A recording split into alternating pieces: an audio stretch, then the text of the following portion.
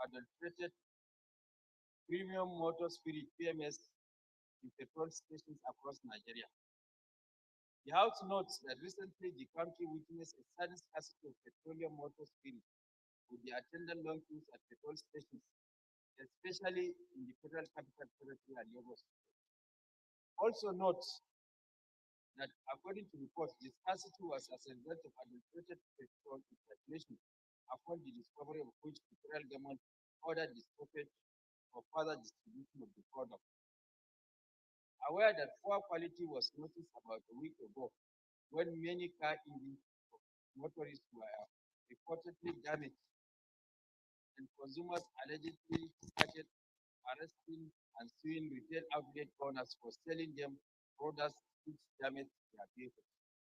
Worried about the seeming lack of credible monitoring and surveillance systems to ensure adequate fuel quality at the consumer's end and prevent undue stress to the citizenry and the country as a whole, the House resolves to mandate the Committee on Petroleum Resources downstream to investigate the release of adulterated petroleum motor spirit across the country with a view to ensuring that culprits are brought to book as well as make recommendations towards curbing a recurrence of such incidents. I so much. Thank you. Our petroleum refining companies should be revamped so that this ugly scenario of being a major oil producing country and then import refined petroleum products will be consigned to the dustbin of history. It's an embarrassment for a major petroleum producing country like that to outsource the refining of those petroleum products, and with the ugly scenario of now having adulterated petroleum products being imported to the country, all the attendant security and economic consequences that it causes to the country. So there is a need to fast track the revamping of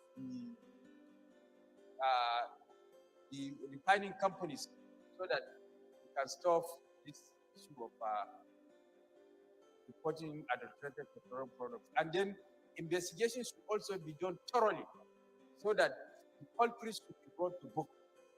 My own little addition, Mr. Speaker, is that all innocent Nigerians who fell victim to this adulterated petroleum and their vehicles or whatever they are used have been spoiled should be considered in the investigation so that the person that brought in this toxic petroleum should take the repairs or replacement of all these equipments that our innocent Nigerians have lost. I so support. Thank you. Mr. Speaker, I want to draw your attention to the fact that assuming, which is not impossible, the so-called alleged contaminated fuel happens to be fuel QAV1, which is the aviation fuel.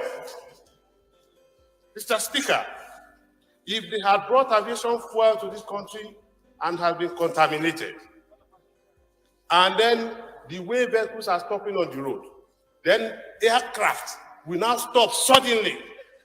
The originating country too, Mr. Speaker, should be held responsible for this heinous act in this country, in Nigeria. Because the only bad things they can attribute to this country is when things are bad. Or when there are almost 11 checks before a petroleum product gets to the filling station.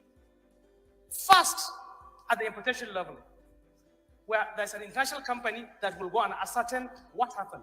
What type of product are we bringing in, as you said. Secondly, when it comes to Nigeria, we also test.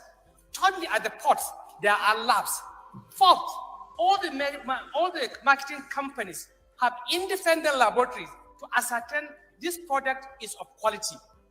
So for this to happen, it means the system is completely compromised. The NNPC secretary, the executive secretary, came out yesterday and he said precisely that the oil was imported from Belgium. If we know the source of the oil and we know who the company that brought it in, what are we waiting for? My question now and my argument is that what has NNPC done in the last 72 hours, in the last 48 hours? Mr. Speaker, I want to submit, sir, that the NNPC from the group managing director should be summoned and they should come and explain to Nigerians why we need to be gambling with our lives.